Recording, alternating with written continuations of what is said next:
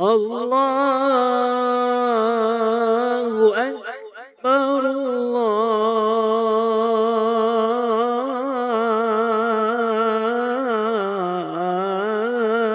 الله أكبر.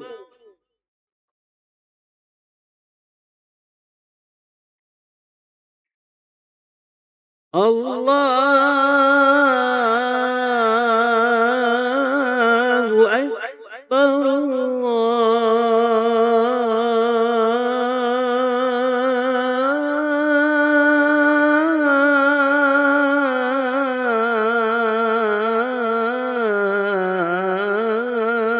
الله أكبر.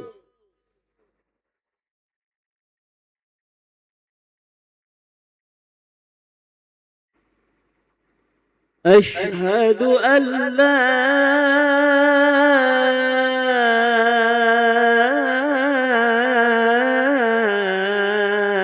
إله إلا الله.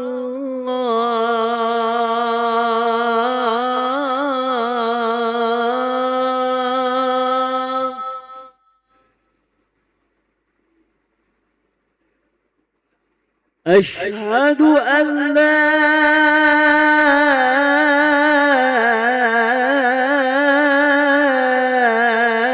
إله إلا الله.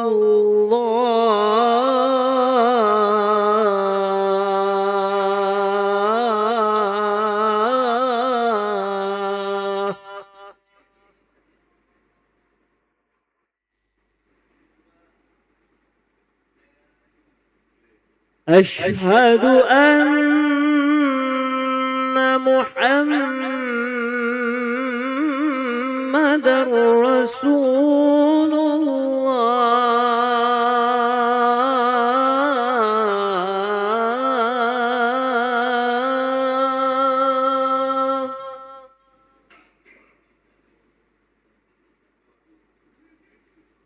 أشهد أن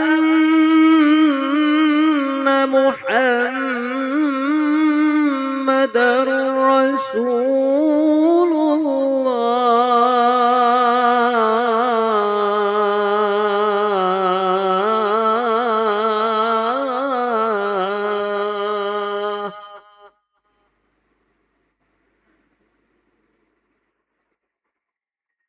حي على الصلاة.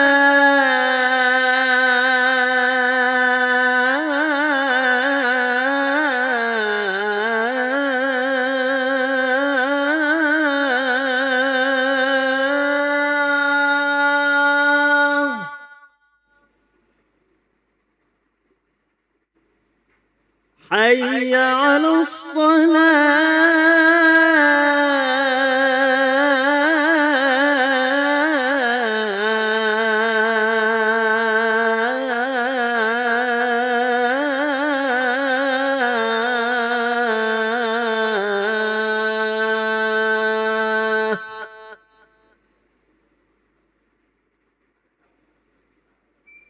حي على الفلاح.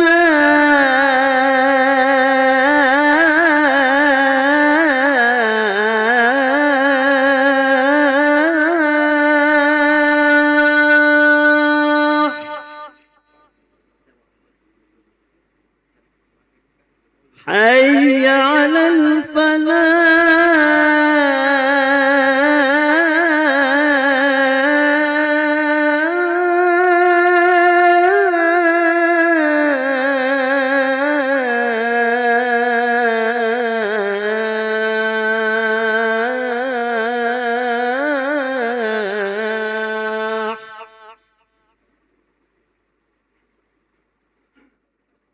الله أكبر الله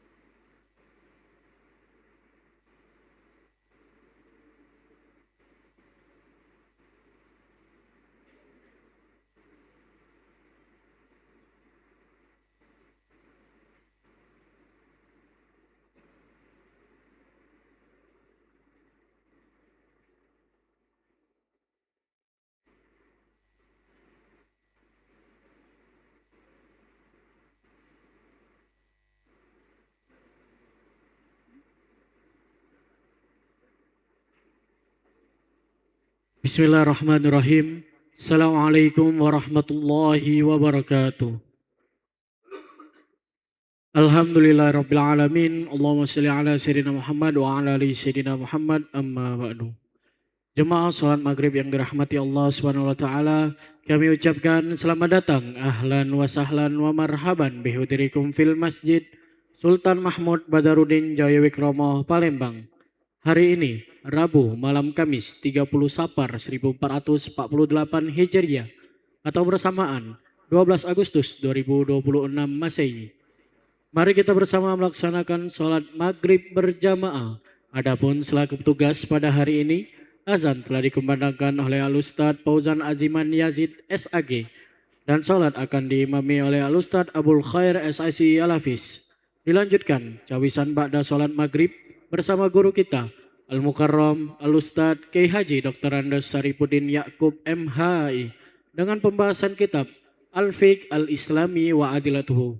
Untuk ketertiban dan kenyamanan beribadah, jemaah diharapkan untuk tidak mengaktifkan handphonenya dan barang-barang milik jemaah harap dijaga sendiri atau dititipkan pada tempat yang telah kami sediakan.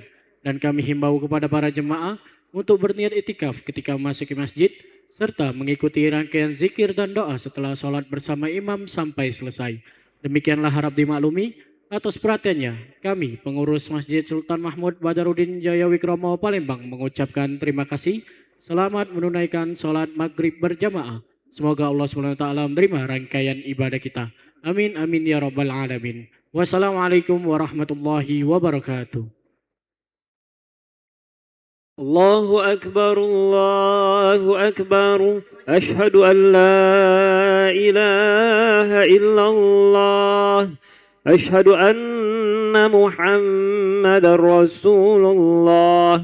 حي على الصلاة حي على الفلاح قد قامت الصلاة قد قامت الصلاة الله أكبر الله أكبر لا إله إلا الله لا إله إلا الله محمد رسول الله صلى الله عليه وسلم أقامها الله وأدامها ما دامت السماوات والأرض صووا صفوفكم بين تسوية الصفوف من تمام الصلاة.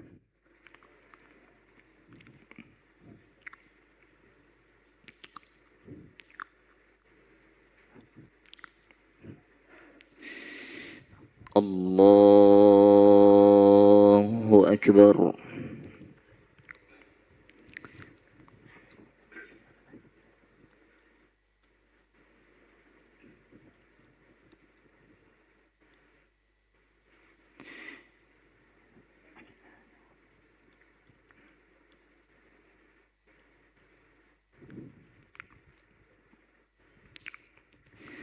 بسم الله الرحمن الرحيم الحمد لله رب العالمين الرحمن الرحيم مالك يوم الدين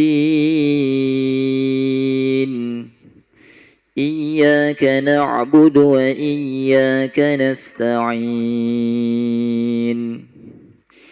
اهدنا الصراط المستقيم صراط الذين أنعمت عليهم غير المغضوب عليهم ولا الضالين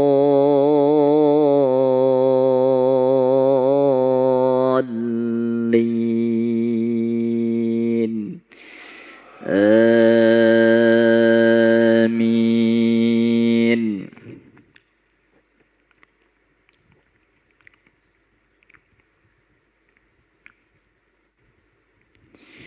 وعندهم قاصرات الطرف أتراب هذا ما توعدون ليوم الحساب إن هذا لرزقنا ما له من نفاد هذا وإن للطاغين لشر مآب جهنم يصلونها فبئس المهاد هذا فليذوقه حميم وغساق هذا فليذوقوه حميم وغساق وآخر من شكله أزواج هذا فوج مقتحم معكم لا مرحبا بهم إنهم صالوا النار قالوا بل أنتم لا مرحبا بكم أنتم قدمتموه لنا فبئس القرار قالوا ربنا من قدم لنا هذا فزده عذابا ضعفا في النار وقالوا ما لنا لا نرى رجالا كنا نعدهم من الأشرار اتخذناهم سخريا أم زاغت عنهم الأبصار إن ذلك لحق تخاصم أهل النار الله أكبر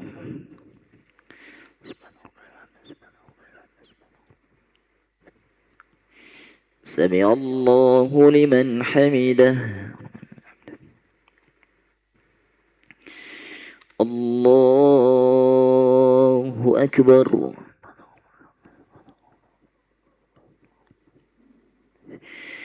الله أكبر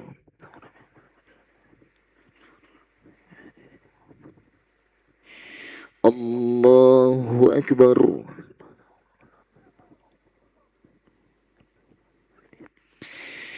الله أكبر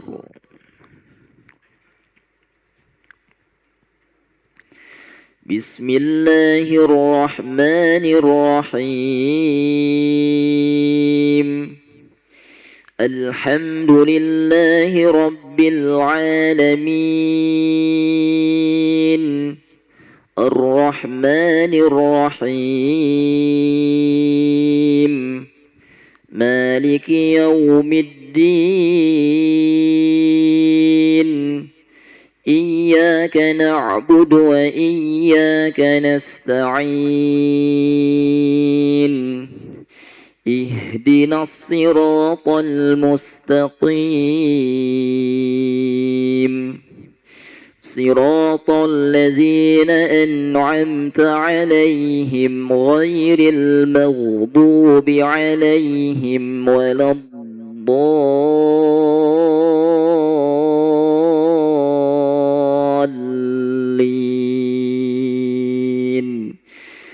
آمين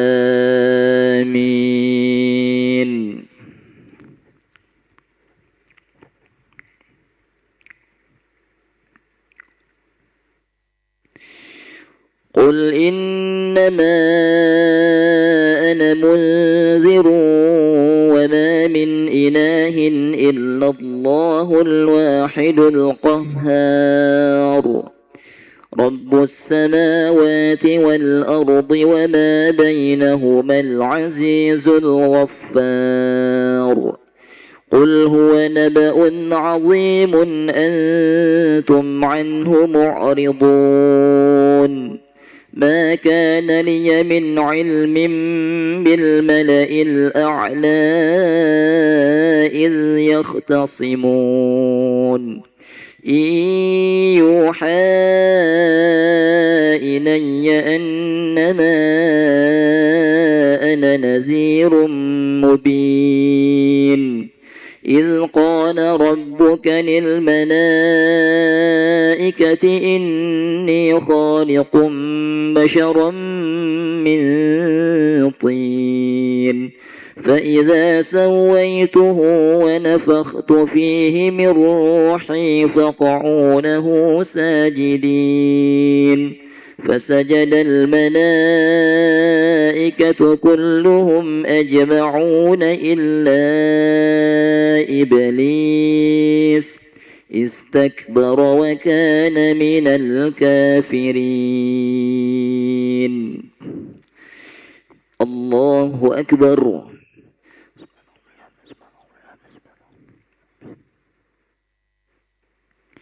سمع الله لمن حمده. الله أكبر.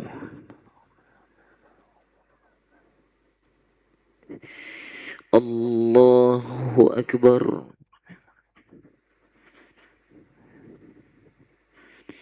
الله أكبر. الله أكبر.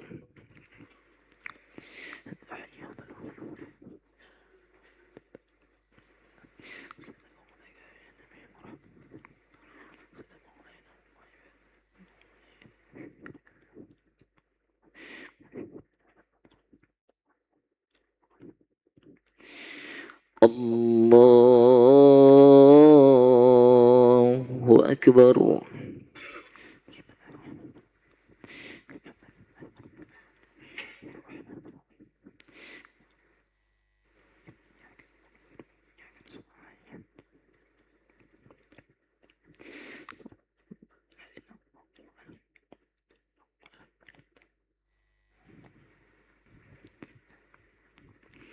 الله أكبر. سمع الله لمن حمده. الله أكبر. الله أكبر.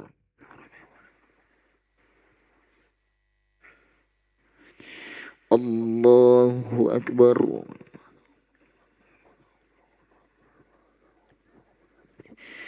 الله أكبر.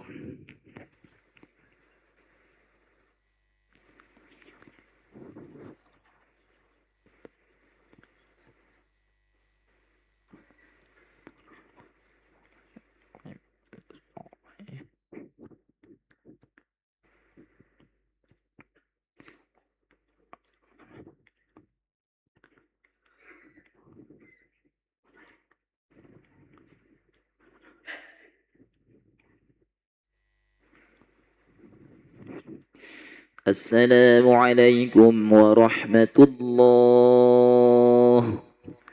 السلام عليكم ورحمة الله.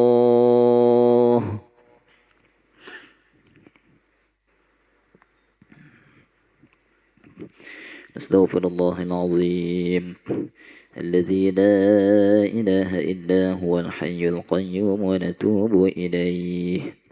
نستغفر الله العظيم الذي لا إله إلا هو الحي القيوم ونتوب إليه. نستغفر الله العظيم الذي لا إله إلا هو الحي القيوم ونتوب إليه. لا إله إلا الله وحده لا شريك له له الملك وله الحمد يحيي ويميت وهو على كل شيء قدير. لا إله إلا الله وحده لا شريك له له الملك وله الحمد يحيي ويميت وهو على كل شيء قدير. لا إله إلا الله وحده لا شريك له له الملك وله الحمد يحيي ويميت وهو على كل شيء قدير. لا إله إلا الله وحده لا شريك له له الملك وله الحمد يحيي ويميت وهو على كل شيء قدير. لا إله إلا الله وحده لا شريك له له الملك وله الحمد يحيي ويميت وهو على كل شيء قدير. لا إله إلا الله وحده لا شريك له، له الملك وله الحمد يحيي ويميت وهو على كل شيء قدير. لا إله إلا الله وحده لا شريك له، له الملك وله الحمد يحيي ويميت وهو على كل شيء قدير. لا إله إلا الله وحده لا شريك له، له الملك وله الحمد يحيي ويميت وهو على كل شيء قدير. لا إله إلا الله وحده لا شريك له، له الملك وله الحمد يحيي ويميت وهو على كل شيء قدير. لا إله إلا الله وحده لا شريك له، له الملك وله الحمد يحيي ويميت وهو على كل شيء قدير. اللهم أجرنا من النار، اللهم أجرنا من النار، اللهم أجرنا من النار، اللهم أجرنا من النار، اللهم أجرنا من النار، اللهم أجرنا من النار، اللهم أجرنا من النار سالمين. اللهم أنت السلام ومنك السلام وإليك يعود السلام، فحينا ربنا بالسلام وأدخلنا الجنة دار السلام. تباركت ربنا وتعاليت يا ذا الجلال والإكرام. أعوذ بالله من الشيطان الرجيم. بسم الله الرحمن الرحيم. الحمد لله رب العالمين، الرحمن الرحيم، مالك يوم الدين، إياك نعبد وإياك نستعين، اهدنا الصراط المستقيم، صراط الذين أنعمت عليهم غير المغضوب عليهم ولا الضالين آمين. وإلهكم إله واحد لا إله إلا هو الرحمن الرحيم. الله لا إله إلا هو الحي القيوم، لا تأخذه سنة ولا نوم، له ما في السماوات وما في الأرض. من ذا الذي يشفع عنده إلا بإذنه، يعلم ما بين أيديهم وما خلفهم، ولا يحيطون بشيء من علمه إلا بما شاء. وسع كرسيه السماوات والأرض ولا يؤوده حفظهما وهو العلي العظيم. بسم الله الرحمن الرحيم. قل هو الله أحد الله الصمد، لم يلد ولم يولد ولم يكن له كفوا أحد. بسم الله الرحمن الرحيم. قل هو الله أحد الله الصمد، لم يلد ولم يولد ولم يكن له كفوا أحد. بسم الله الرحمن الرحيم. قل هو الله أحد الله الصمد، لم يلد ولم يولد ولم يكن له كفوا أحد. إلهي يا ربي يا ربنا يا معبود، سبحان الله سبحان الله سبحان الله سبحان الله سبحان الله سبحان الله سبحان الله سبحان الله سبحان الله سبحان الله سبحان الله سبحان الله.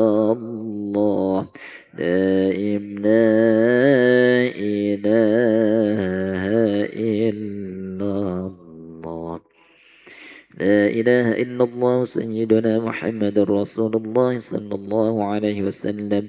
كلمة حق عليها نحيا وعليها نموت وعليها وبها نبعث إن شاء الله تعالى برحمة الله وكرمه من الآمنين. إن الله وملائكته يصلون على النبي يا أيها الذين آمنوا صلوا عليه وسلموا تسليما. أعوذ بالله من الشيطان الرجيم. بسم الله الرحمن الرحيم. الحمد لله رب العالمين والعاقبة للمتقين ولا عدوان إلا على الظالمين، والصلاة والسلام على أشرف الأنبياء والمرسلين سيدنا ومولانا محمد وعلى آله وأصحابه أجمعين. اللهم اغفر لنا ذنوبنا ولوالدينا وارحمهم كما ربونا صغارا، ولجميع المؤمنين والمؤمنات والمسلمين والمسلمات الأحياء منهم الأموات برحمتك يا أرحم الراحمين. اللهم أعنا على ذكرك وشكرك وحسن عبادتك. اللهم أحسن عاقبتنا في الأمور كلها وأجرنا من خزي الدنيا وعذاب الآخرة.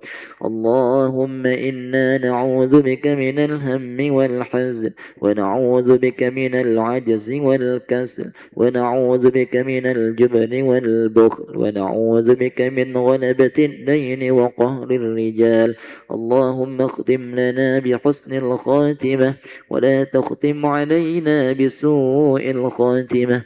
ربنا هب لنا من أزواجنا وذرياتنا قرة أعين واجعلنا للمتقين إماما. ربنا آتنا في الدنيا حسنة وفي الآخرة حسنة وقنا عذاب النار. وصلى الله على سيدنا محمد والحمد لله رب العالمين. الفاتحة.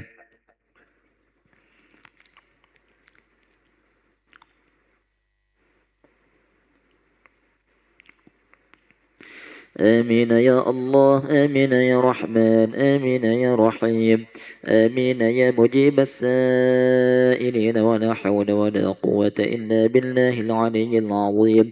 اللهم عافنا من كل بلاء الدنيا وعذاب الآخرة وشر الدنيا وشر الآخرة، وغفر الله لنا ولهم برحمتك يا أرحم الراحمين. دعواهم فيها سبحانك اللهم وتحيتهم فيها سلام، وآخر دعواهم أن الحمد لله رب العالمين. تقبل الله منكم.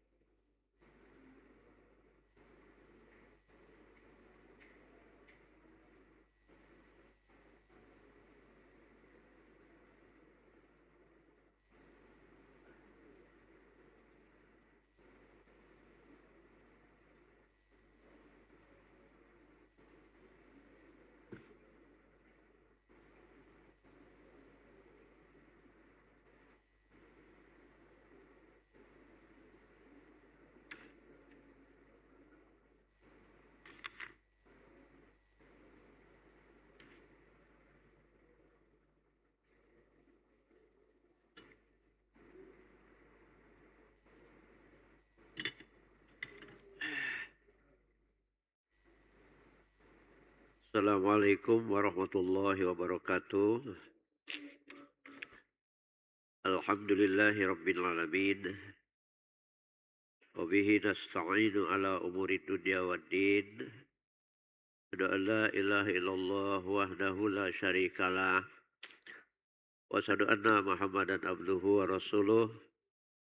Allahumma shalli ala sayyidina Muhammadin sayyidil mursalin wa ala alihi wa sahbihi ajma'in. Amma ba'd. Bapak Ibu hadirin jamaah maghrib yang dimuliakan Allah Subhanahu wa Ta'ala. Syukur alhamdulillah dengan izin dan ridho Allah kita dapat sholat berjamaah maghrib di masjid yang mulia ini, dan kita lanjutkan kaji kita.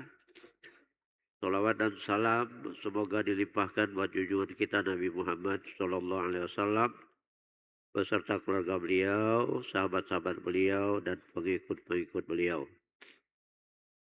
Untuk barokahnya kaji kita ini, mari kita sama awali membaca umul kitab lihazihin niyah wala kulli niyatin sholihah wa ila hadratin Nabil Mustafa Muhammad sallallahu alaihi wasallam. Al-Fatihah. A'udzu billahi minasyaitonir rajim. Bismillahirrahmanirrahim. Alhamdulillahi rabbil alamin arrahmanir rahim maliki yaumiddin. Iyyaka na'budu wa iyyaka nasta'in. Ihdinas siratal mustaqim. Siratal ladzina an'amta 'alaihim ghairil maghdubi 'alaihim waladdallin. Amin. Bapak dan Ibu, kita membahas yang paling mendasar malam ini ya, yaitu syarat wajib sholat fardu. Kapan seseorang itu wajib melaksanakan sholat fardu? Maghrib, isya, subuh, zuhur, asar, dan Jumat kalau laki-laki. Syaratnya pertama itu Islam, kedua baligh, dan ketiga berakal. Kapan seseorang itu menjadi muslim Islam? Karena sholat ini dipadukan kepada umat Nabi Muhammad Sallallahu Alaihi Wasallam. Iftaradat ala ummatika khamsu salawat. Wa hattu indi ahda man hafazu alaihinna liwaktihinna adkhaltuhul jannah. Wa man lam yahfiz alaihinna fala ahda lahu indi. Aku fardukan pada umatmu wahai Muhammad 5 solat. Aku berjanji pada diriku, kata Allah SWT, man hafazu alaihinna liwaktihinna adkhaltuhul jannah. Siapa yang melaksanakan solat ini pada waktunya, aku masukkan dia ke dalam surga. Wa man lam yahfiz alaihinna fala ahda lahu indi. Siapa yang tidak melaksanakan sholat ini pada waktunya, tak ada ikatan janji antara aku dengannya. Nah, kapan mulai wajib sholat itu? Pertama Islam. Karena firman Allah tadi kepada umat Nabi Muhammad Sallallahu Alaihi Wasallam. Kapan seseorang itu menjadi muslim? Apabila mereka telah mengucapkan syahadat. Asyhadu an la ilaha illallah wa asyhadu anna Muhammadar Rasulullah. Aku bersaksi bahwa sesungguhnya tiada Tuhan selain Allah, dan aku bersaksi bahwa sesungguhnya Muhammad itu Rasul Allah. Tapi syahadat ini ada syaratnya. Pertama, tasdiqum bil qalbi. Dibenarkan dengan hati. Wa iqrarum bil lisan. Diucapkan dengan lidah, wa amalum bil arkan, dan diamalkan dengan anggota badan. Tapi sebelum membenarkan dengan hati, apa yang dibenarkan dengan hati itu? Seluruh yang terkandung dalam rukun iman. Jadi harus dengan ilmu dulu. Ilmu yakin. Ainul yakin, hakul yakin. Ilmu apa? Ilmu mengenal Allah. Awwaluddin ma'rifatullah. Mula-mula agama ini mengenal Allah. Ya. Jadi dengan ilmu dulu. Ilmu apa? Ilmu tauhid. Ilmu tauhid ini dalam akidah Ahlus Sunnah wal Jamaah. Kenapa begitu? Karena Rasulullah SAW bersabda, iftaraqat ala ummati iftaraqat ummati ala salasi wa sab'ina millah kulluhum finnar illa millatan wahidah. Qalu wa man hiya ya Rasul? Qala ma ana alaihi wa ashabi. Akan terpecah umatku ini menjadi 73 golongan. Semuanya di neraka. Kecuali satu saja yang tidak di neraka. Qalu, sahabat bertanya, wa man hiya ya Rasul? Siapa yang tidak di neraka itu ya Rasul?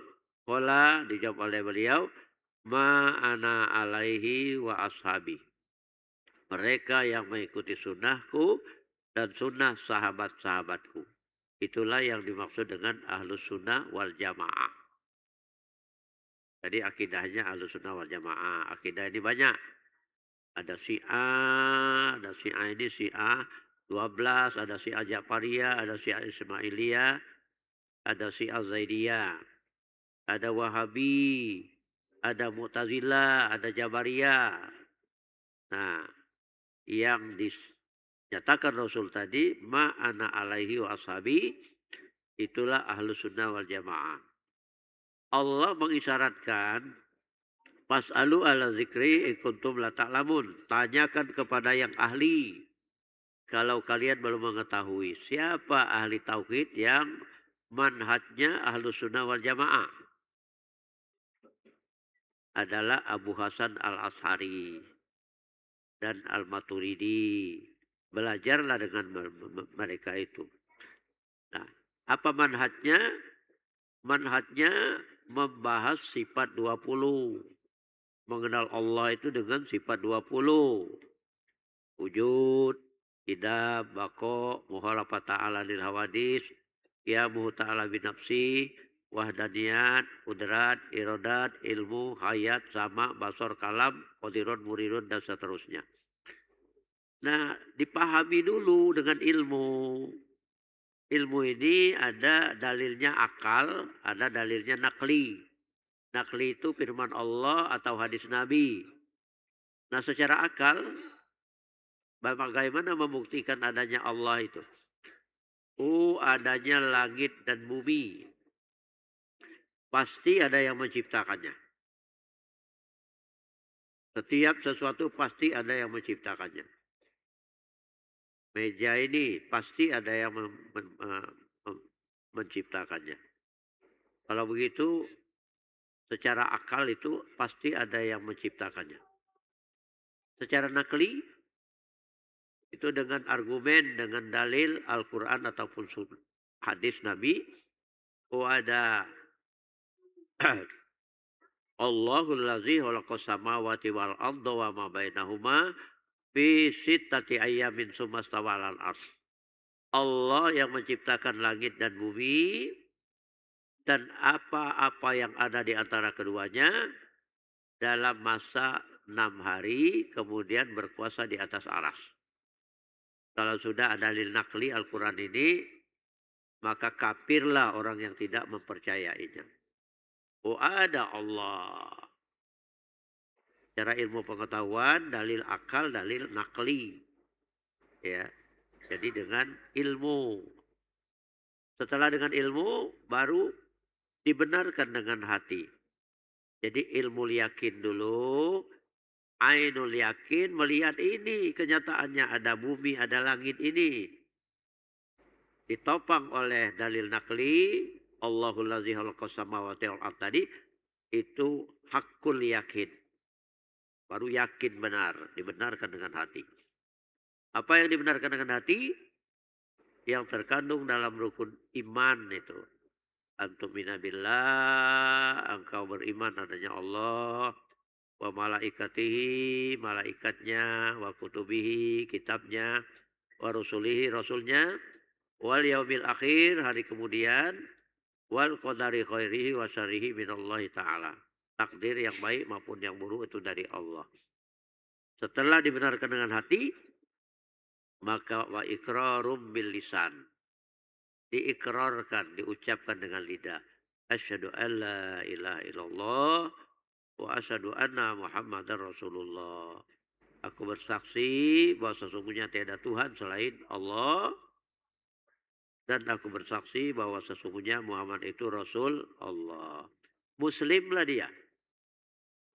Setelah mengucapkan syahadat, dia sudah Muslim.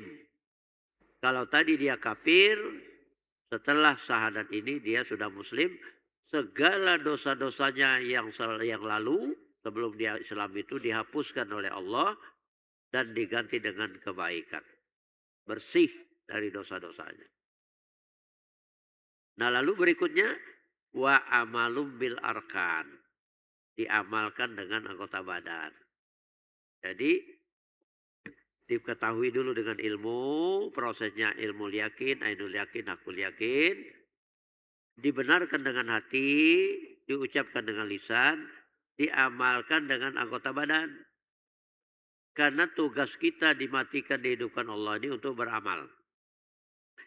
Allazi khalaqal mauta wal hayata liyabluwakum ayyukum ahsanu amala wa huwal azizul ghafur. Allah yang menciptakan ada kematian, ada kehidupan ini untuk menguji siapa di antara kalian ahsanu amala, paling baik amalnya. Jadi Allah menghendaki kita ini beramal, amal yang terbaik. Apa amal itu? Amal itu harakatul jasad wal qulub. Gerakan anggota tubuh dan hati itu amal. Makanya untuk beramal ini Allah lengkapi kita ini dengan 7 anggota tubuh. Disebut al-jawarih. Lidah, mata, telinga, paras, perut, tangan, dan kaki. Untuk beramal. Bergerak anggota tubuh kita dan hati kita itu beramal. Tapi kapan dia bernilai ibadah? Karena Allah menghendaki ibadah. Wa ma khalaqtul jinna wal insa illa liya'budun. Tidak kuciptakan jin dan manusia ini kecuali untuk beribadah. Dia bernilai ibadah apabila gerakan anggota tubuh dan hati kita itu berpedoman dengan syariat Islam. Karena Muslim tadi pedomannya syariat Islam. Oh, kalau begitu sebelum beramal harus dengan ilmu syariat. Karena wa kullu man bighairi ilmi ya'malu a'maluhu mardudatun la tuqbalu. Tiap orang yang beramal tanpa ilmu, amalnya itu ditolak, tidak diterima. Apa amal yang dituntut Allah? Syahadat, sholat, puasa, zakat, haji. Nah, kelima-limanya ini dengan ilmu. Syahadat tadi dengan ilmu. Sholat dengan ilmu. Ilmu syariat Islam yang sumbernya Al-Quran, As-Sunnah, Ijma' dan Qiyas. Yang sudah dijadikan ilmu fikih. Karena ilmu fikih itu dalam arti bahasa al-fahmu, paham. Dalam arti istilah, al-ilmu bil ahkami syar'iyati, al-amaliyati, al-muktasabu min adillatihat tafsiliyah. Ilmu tentang syariat Islam yang amalia, sumbernya dari dalil-dalil yang rinci. Al-Quran, As-Sunnah, Ijma' dan Qiyas. Itu fikih itu. Makanya untuk sempurnanya amal kita ini, wajib kita mempelajari pertama tadi tauhid. Yang kedua ini fikih. Fikih ini fikih toharoh, cara bersuci, cara berwudu, cara beristinja. Fikih sholat, cara sholat yang benar, yang diterima Allah. Fikih puasa, puasa yang benar. Fikih zakat, kalau sudah sampai nisab. Fikih haji. Nah, itu disempurnakan kelima-limanya itu dengan ilmu. Sebab tanpa ilmu, tanpa dengan ilmu, amal ibadah kita tidak diterima oleh Allah SWT. Makanya wajib belajar ilmu fikih. Tapi tidak cukup ilmu tauhid, ilmu fikih saja, harus ditopang dengan ilmu tasawuf.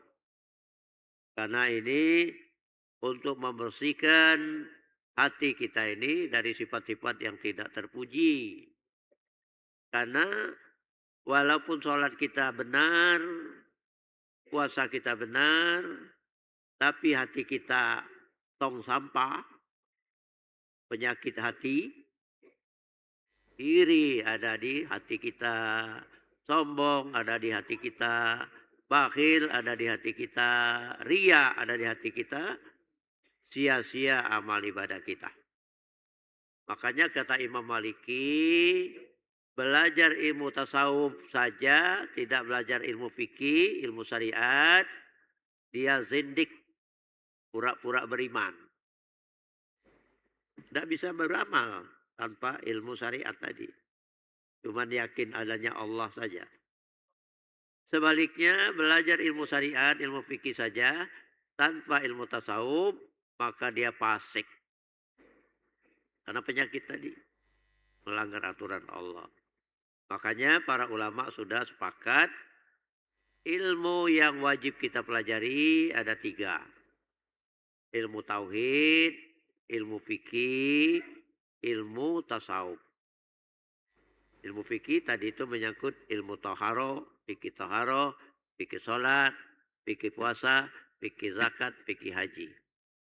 Fikih berikutnya itu fardu kifayah, fikih siasa tentang manajemen negara ini, politik. Fikih jinayat tentang tindak pidana. Bagaimana orang korupsi ini, apa dihukum mati, apa potong tangan? Potong tangan. Ya. As-sariqu was-sariqatu faqta'u aydiyahuma. Pencuri laki-laki dan pencuri perempuan potong tangannya. Kalau dilaksanakan potong tangan jerah. Dicontohkan satu saja dipotong di hadapan umum. Potong tangan kanan.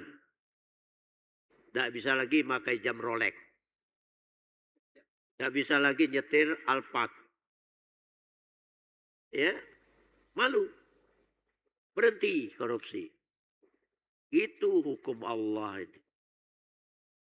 Wa malam yakum bima anzalallah faulaika humul fasiqun. Kalau kalian tidak menerapkan hukum Allah ini, kalian fasik. Itu konsekuensinya. Ya. Jadi amal kita diterima Allah kalau bersih hati kita ini dari sifat-sifat yang tidak baik. Makanya tadi amalan pertama amalan syariat, karena amalan yang dipedomani oleh syariat Islam. Itu namanya amalan syariat. Untuk membersihkan hati ini dari sifat-sifat yang tidak terpuji tadi, amalan torekat. Nah, amalan syariat ini pertama harus taubat. Bersih dulu. Bersih zohir, bersih batin. Bersih zohir dari makanan-makanan yang haram. Sebab kalau makanan haram kita santap, apa kata Rasulullah SAW? Man akala lukmatal haram, la yakbalullah ibadati arba'ina lailan. Siapa yang makan sesuap saja makanan haram, Allah tidak menerima ibadahnya 40 malam. Sesuap. Kalau korupsi 1 miliar, berapa suap itu? Seumur hidup tidak diterima Allah amal ibadahnya. Jadi menukar 1 miliar bebas dari surga, masuk neraka. Nah, kalau beriman itu urung korupsi itu. Ini gunanya belajar. Ya. Jadi dari maksiat zahir, makanan yang haram. Pakaian yang haram, kalau sumber rezeki dari yang haram, dibelikan pakaian untuk sholat, 10 dirham harga kain yang kalian pakai, 1 dirham saja haram, kata Rasul, sholat kalian tidak diterima oleh Allah Subhanahu wa taala. Nah, makanya bertobat dulu. Menyesali perbuatan yang sudah lampau, bertekad tidak akan mengulanginya lagi. Dan diiringi dengan amalan-amalan yang soleh, amalan baik. Bersih dulu. Sudah bersih baru takwa. Kenapa begitu? Karena kata Rasulullah SAW, kullu bani Adam khotoun wa khairul khotoin tawabun. Setiap anak Adam manusia itu pasti berdosa. Sebaik-baik orang yang berdosa itu bertaubat. At-taibuna min zambi kamala zambalah. Orang yang bertobat dari dosanya kembali bersih seperti tidak berdosa. Innallahu yuhibbut tawwabina wa yuhibbul mutatahhirin. Allah itu cinta kepada hambanya yang bertobat dan yang membersihkan diri. Bersih dulu. Baru takwa. Takwa itu apa? Salat, puasa, zakat, haji. Baru diterima oleh Allah SWT. Dan takwa ini istiqomah. Artinya terus menerus. Salat 5 waktu. Terus menerus. Hari Jumat, salat Jumat. Tidak boleh, nak istirahat dulu Jumat ini. Capek. Tidak boleh. Itu istiqomah. Nah lalu amalan tarekat untuk membersihkan hati ini, apa langkah-langkahnya? Pertama itu ikhlas. Kedua sidik, jujur. Ketiga tumak nina. Ikhlas itu, ikhlas ini rahasia Allah. Dititipkannya kepada hati hambanya yang dicintai Allah. Itu ikhlas. Rahasia Allah, ikhlas ini dititipkan Allah pada hati hambanya yang dicintai oleh Allah. Kalau begitu bagaimana supaya dicintai Allah? Lakukan yang disayangi, yang dicintai Allah. Salah satu yudhakullahu ilaihim. Ada 3 Allah tertawa terhadap mereka. Tertawa ini jangan diasumsikan terbahak-bahak kayak kita manusia ini.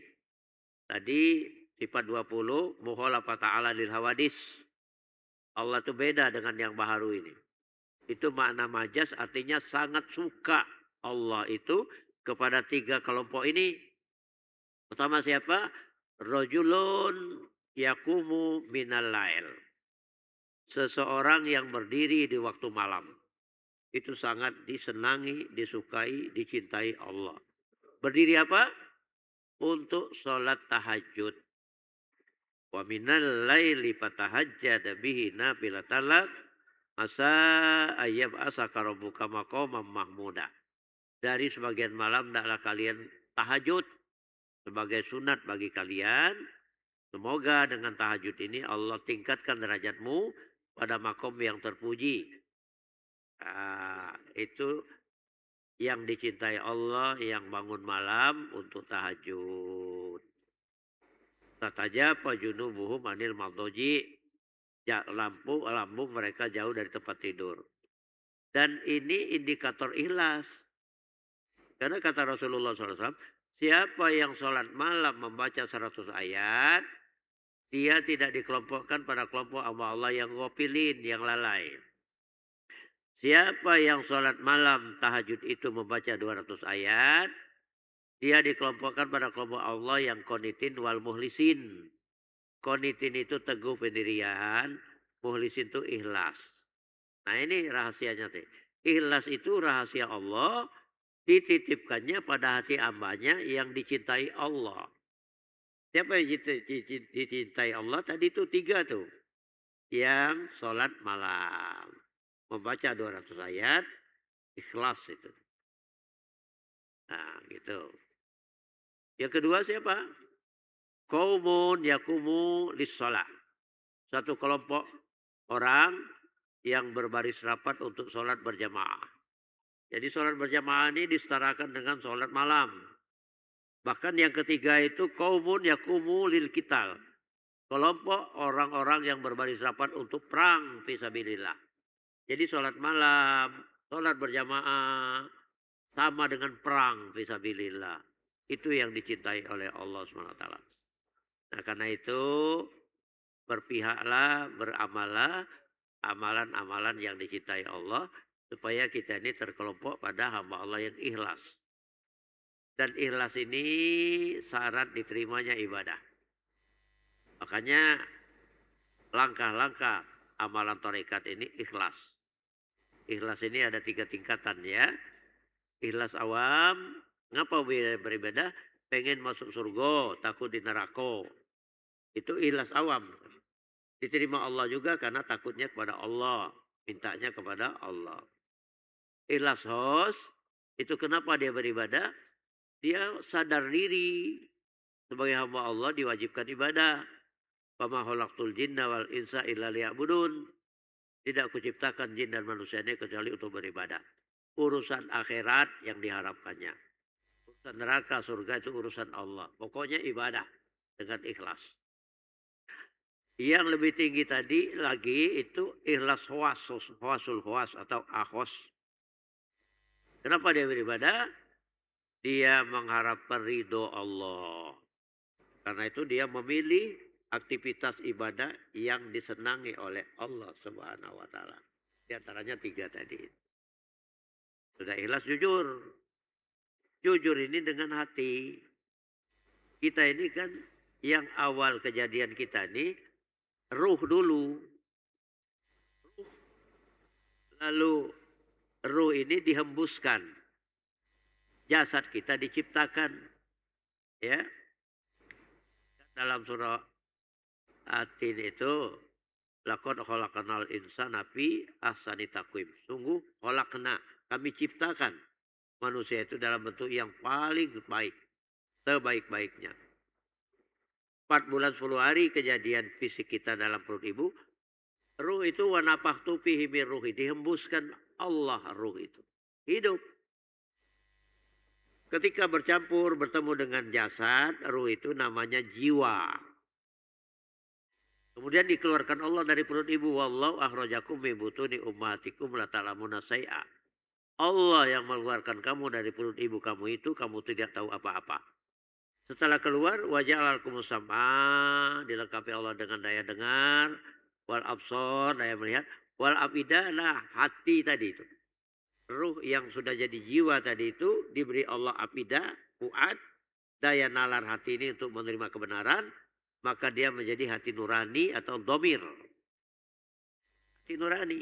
Jujur hati nurani ini. Karena sudah komitmen dengan Allah di alam ruh. Alastu bi rabbikum. Bukankah aku ini Tuhan kamu? Ditanya Allah. Qalu. Ruh menjawab termasuk ruh kita ini. Bala sahidna. Betul ya Allah engkau Tuhan kami saksikan. Kenapa diambil kesaksian itu? Antakulu yaumal qiyamah. Inna kunna an hadza ghafilin. Supaya kelak ketika berjumpa dengan Allah jangan bilang Tuhan kami ini termasuk kelompok hambamu yang lalai beribadah. Nah, makanya jujur hati ini. Sidik. Ikhlas, jujur, tumaknina. Tumaknina ini tenang. Karena apa? Karena dalam tarekat itu ada menu zikir. Allazina amanu wa tatma'inna qulubuhum wa tatma'innu qulubuhum bi dzikrillah. Ala bi dzikrillah tatma'innul qulub. Orang yang beriman itu tenang hatinya dengan zikir kepada Allah. Ketahuilah hanya dengan zikir kepada Allah sajalah hati ini menjadi tenang. Karena yakin Allah mengatur segala-galanya ya. Nah, makanya dalam alam tarekat ini ada zikirnya itu zikir andalan. La ilaha illallah. La ilaha illallah ini kata Rasul dapat menghapuskan 4.000 dosa. Habis. Ya. Insyaallah kita lanjutkan di Rabu yang akan datang ya. Mohon maaf kalau ada hal-hal yang kurang berkenan. Kepada Allah kita mohon ampun. Billahi taufiq wal hidayah. Assalamualaikum warahmatullahi wabarakatuh. A'udzubillahi minasyaitonir rajim. Bismillahirrahmanirrahim. Alhamdulillahirabbil alamin. Anda syakirin hamdan naimin hamdan yuafi ni'amahu wa yukafi'u mazidah. Ya Rabbana lakal hamdu kama yanbaghi li jalali wajhikal karim wa azimi sultanik. Allahumma shalli ala sayyidina Muhammad wa ala sayyidina Muhammad. Rabbana zalamna anfusana wa illam taghfir lana wa tarhamna lanakunanna minal khasirin. Rabbana ighfir lana dzunubana wa liwalidina arhamhum kama rabbawna shighara. Wali jami'il muslimin wal muslimat wal mu'minina wal mu'minat al ahya'i minhum wal amwat bi rahmatika ya arhamar rahimin. Allahumma ahrijna min zulumatil wahmi wa akrimna bi nuril fahmi wabta' alaina bi ma'rifatil ilmi wasahhil lana abwaaba fadlika ya arhamar rahimin. اللهم أرنا الحق حقا وارزقنا اتباعه وأرنا الباطل باطلا وارزقنا اجتنابه. اللهم اجعل جمعنا هذا جمعا مرحوما وتفرقنا من بعده تفرقا معصوما. ربنا هب لنا من أزواجنا وذرياتنا قرة أعين واجعلنا للمتقين إماما. ربنا آتنا من لدنك رحمة وهيئ لنا من أمرنا رشدا.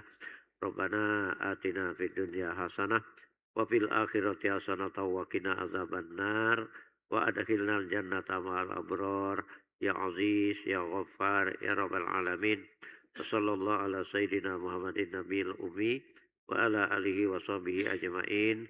سبحان ربك رب العزة عما يصفون وسلام على المرسلين والحمد لله رب العالمين. تقبل الله منكم. الله أكبر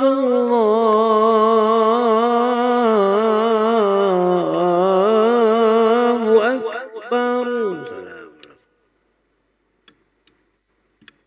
الله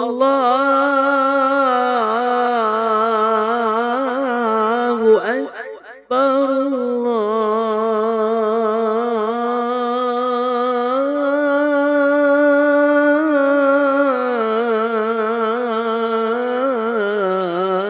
الله أكبر.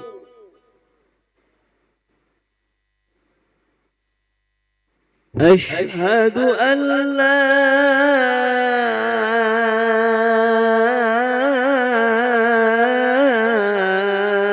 إله إلا الله.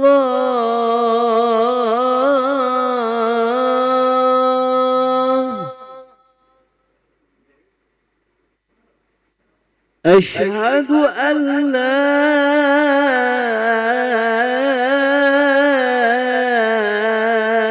إله إلا الله.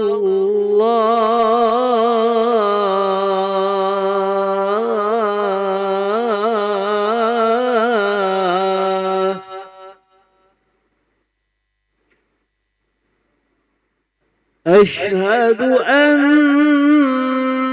محمد رسول الله.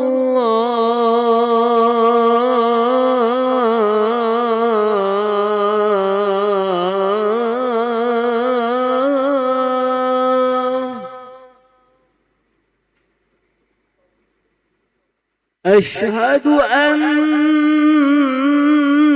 محمد رسول الله.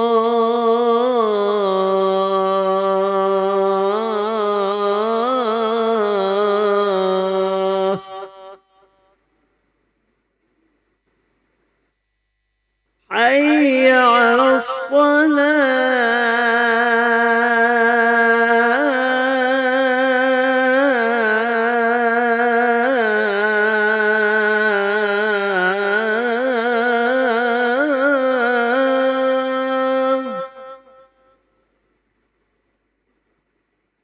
حي على الصلاة.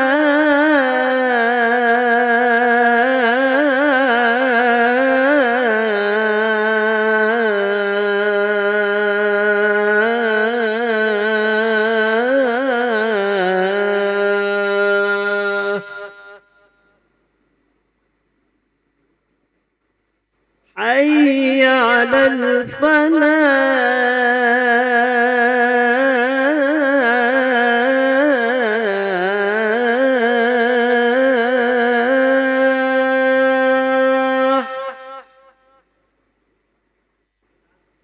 حي على الفلاح.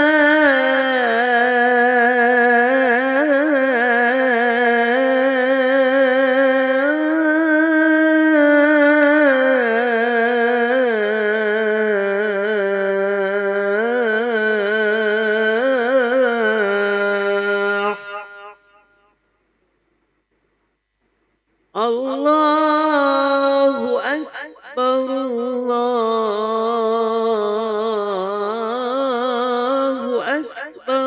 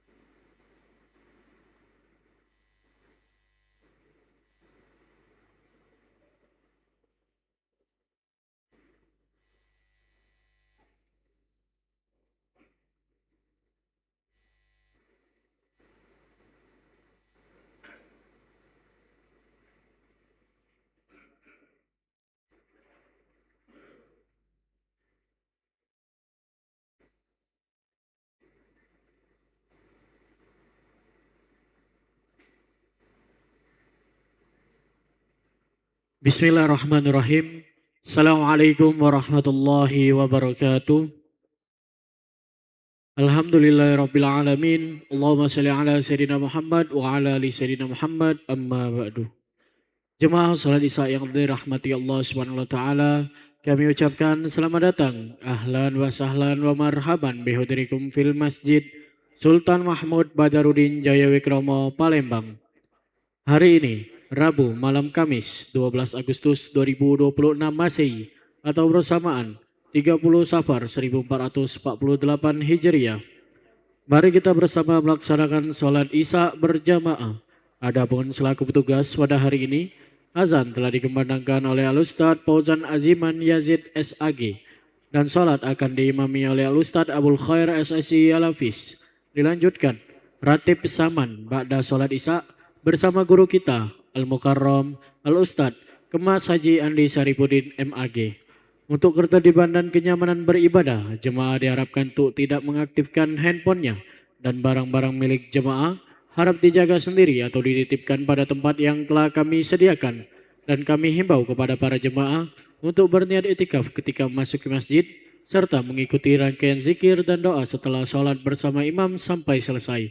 Demikianlah harap dimaklumi. Atas perhatiannya, kami pengurus Masjid Sultan Mahmud Badarudin Jaya Wikromo, Palembang mengucapkan terima kasih.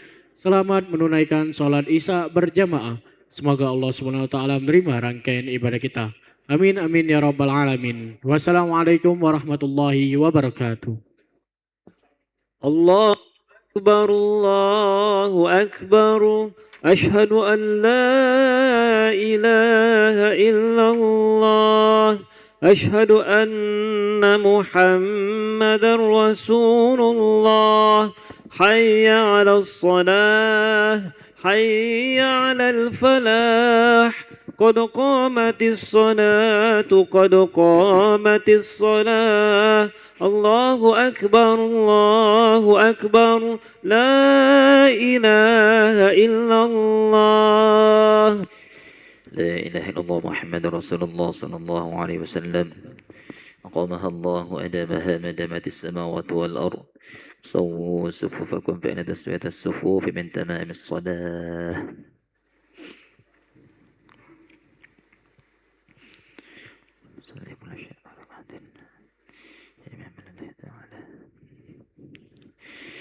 الله أكبر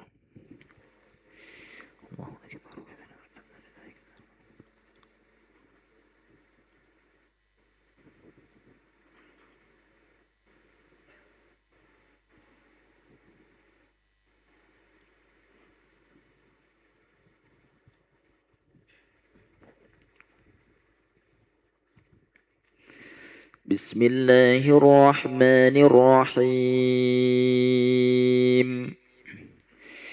الحمد لله رب العالمين الرحمن الرحيم مالك يوم الدين إياك نعبد وإياك نستعين اهدنا الصراط المستقيم صراط الذين أنعمت عليهم غير المغضوب عليهم ولا الضالين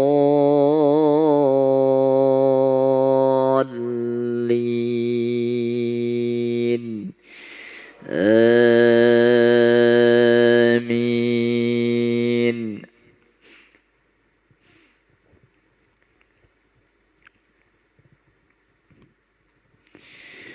قال يا إبليس ما منعك أن تسجد لما خلقت بيدي أستكبرت أم كنت من العالين قال أنا خير منه خلقتني من نار وخلقته من طين قال فاخرج منها فإنك رجيم وإن عليك لعنتي إلى يوم الدين.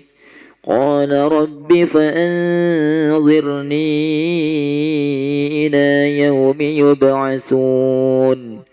قال فإنك من المنظرين إلى يوم الوقت المعلوم. قال فبعزتك لأغوينهم أجمعين إلا عبادك منهم المخلصين.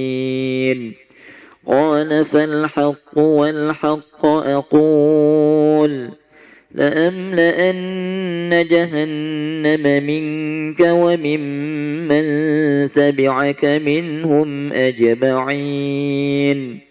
قل ما أسألكم عليه من أجر وما أنا من المتكلفين، إن هو إلا ذكر للعالمين، ولتعلمن نبأه بعد حين. الله أكبر.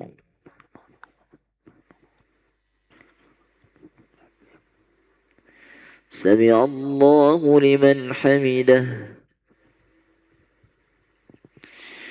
الله أكبر.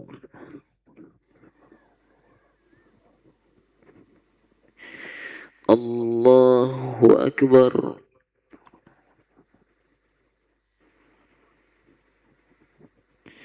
الله أكبر.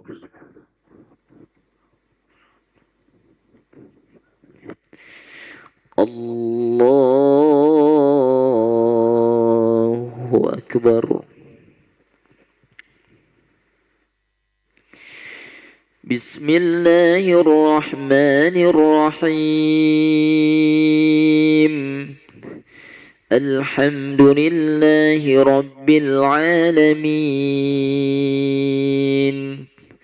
الرحمن الرحيم، مالك يوم الدين. إياك نعبد وإياك نستعين. اهدنا الصراط المستقيم، صراط الذين أنعمت عليهم غير المغضوب عليهم ولا الضالين.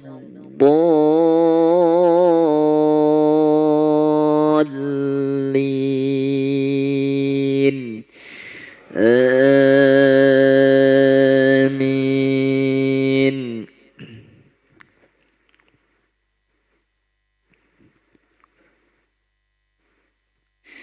بسم الله الرحمن الرحيم.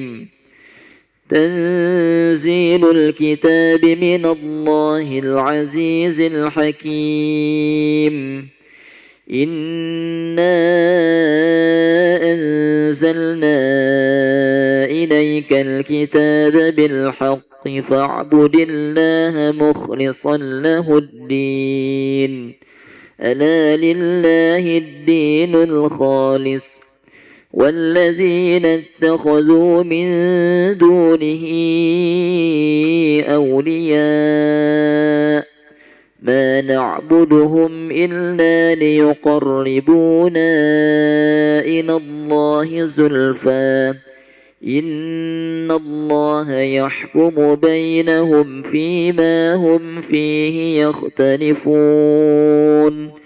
إن الله لا يهدي من هو كاذب كفار.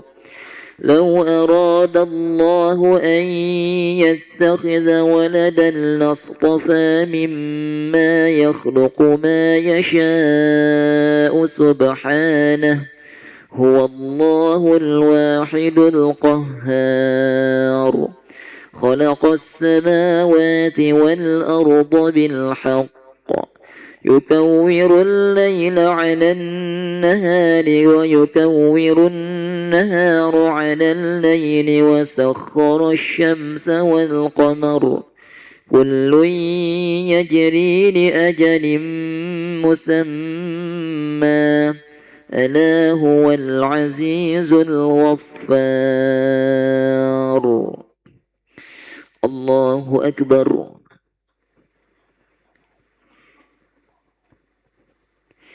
سمع الله لمن حمده. الله أكبر.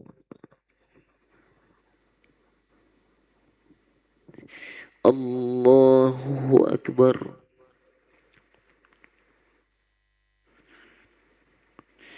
الله أكبر.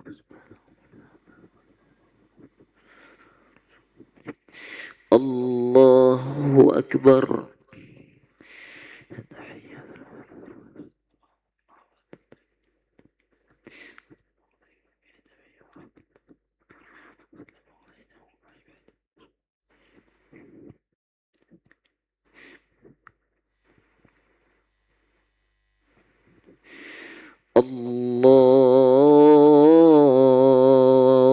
الله أكبر.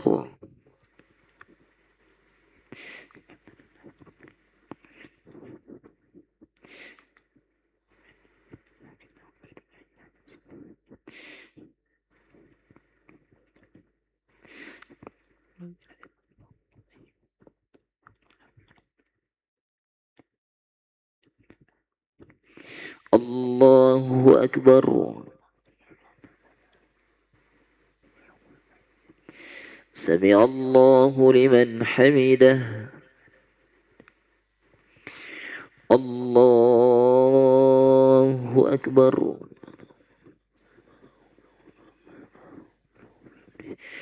الله أكبر.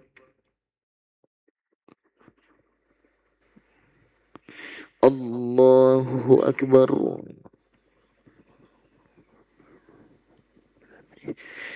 الله أكبر.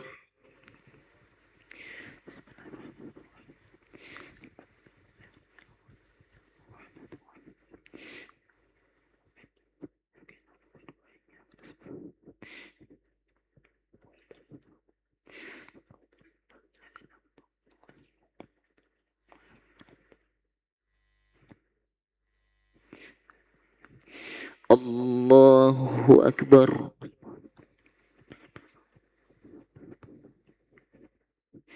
سمع الله لمن حمده. الله أكبر.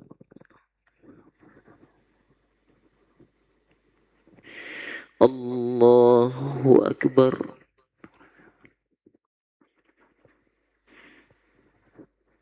الله أكبر.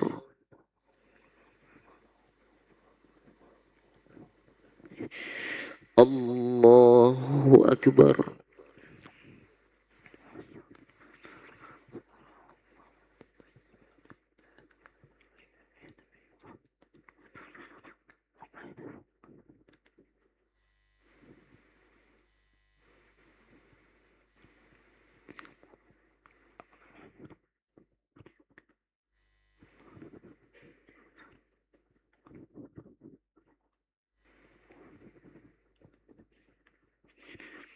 السلام عليكم ورحمة الله. السلام عليكم ورحمة الله.